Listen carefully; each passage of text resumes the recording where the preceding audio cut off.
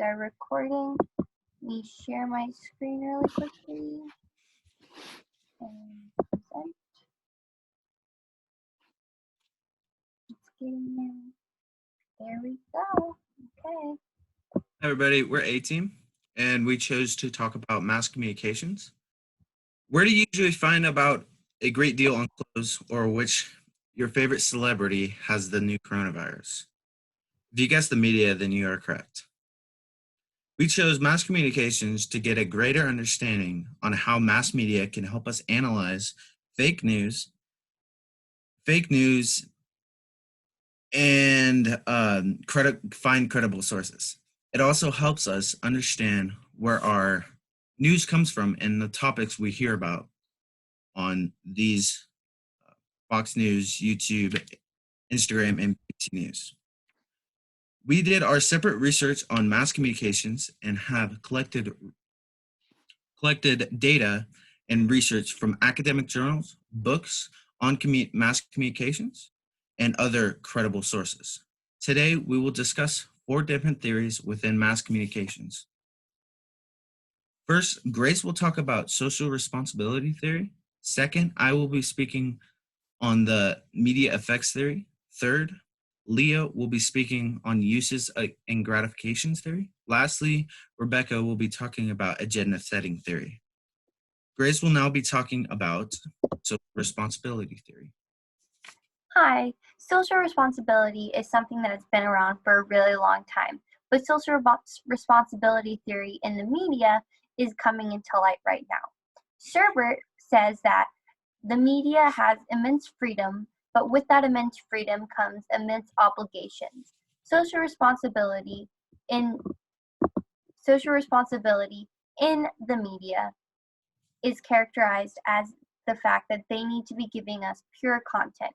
They are privy to tons of information, so when they collect it, their responsibility is to be aiding the world with the media that they collect.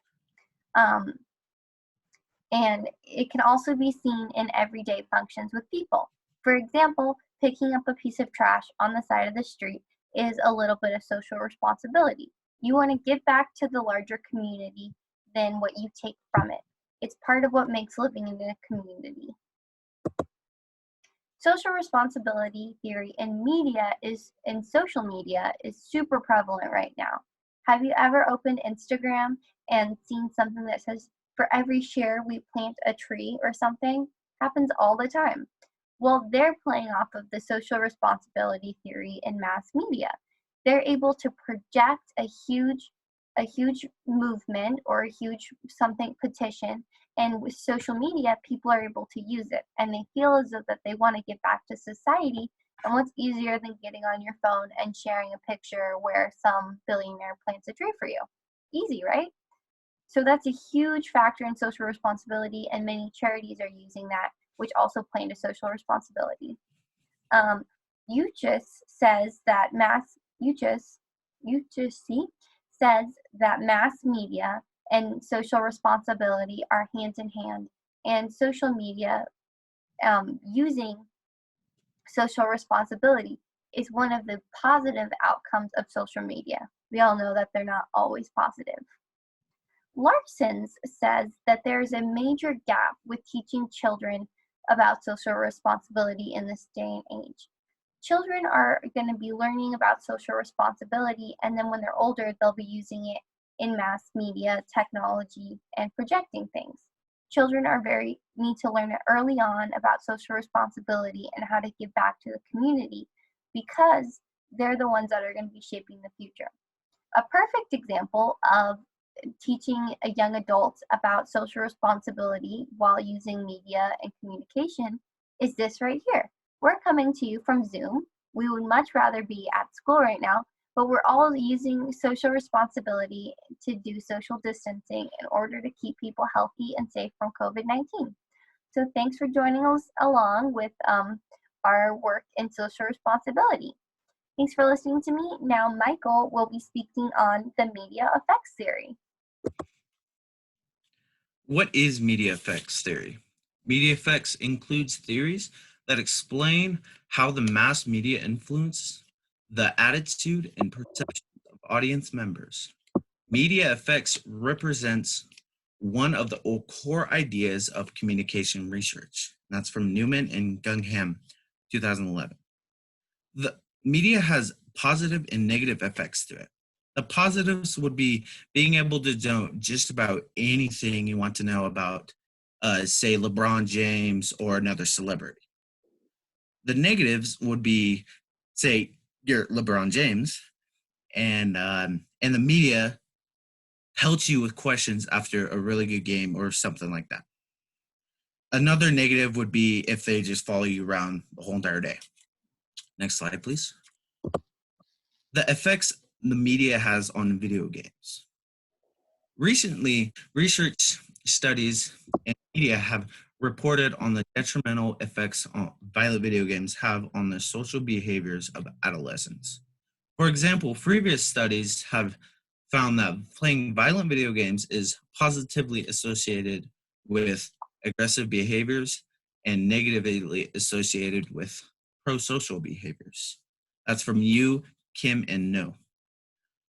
Then effects, a great example on the effects of media have on the video games is when the tragedy of Sandy Hook happened. According to Beale, after the Sandy Hook shooting, the NRA was quick to blame violent video games for the violence that occurred. Yet, taking a look at the Sandy Hook official Sandy Hook report, it revealed Adam Lanny's, the shooter at the time, his favorite game was Dance Dance Revolution, and he played it on a 10-hour stretch at one point. Next slide, please.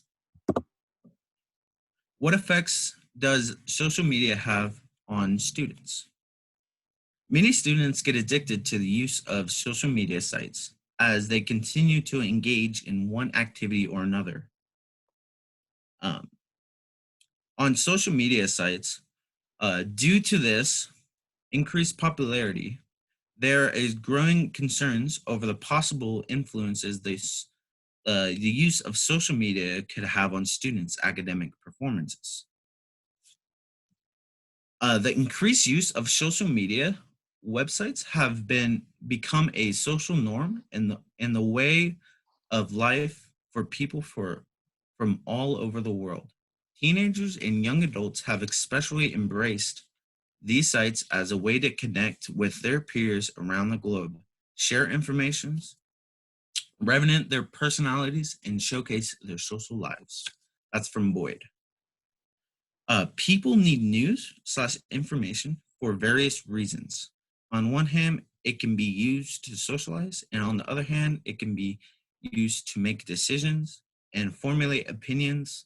And entertainment would be the other function for mass media, where it is mostly used by the masses to assume them in present day hectic environment. That's from Mongol.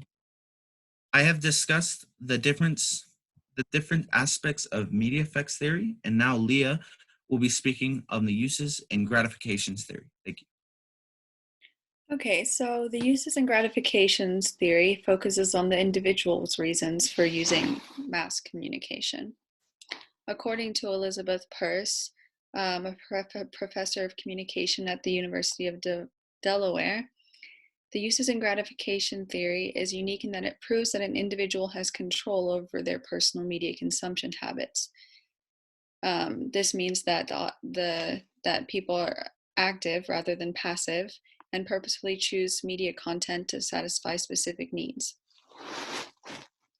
These needs are all based on the type of media used.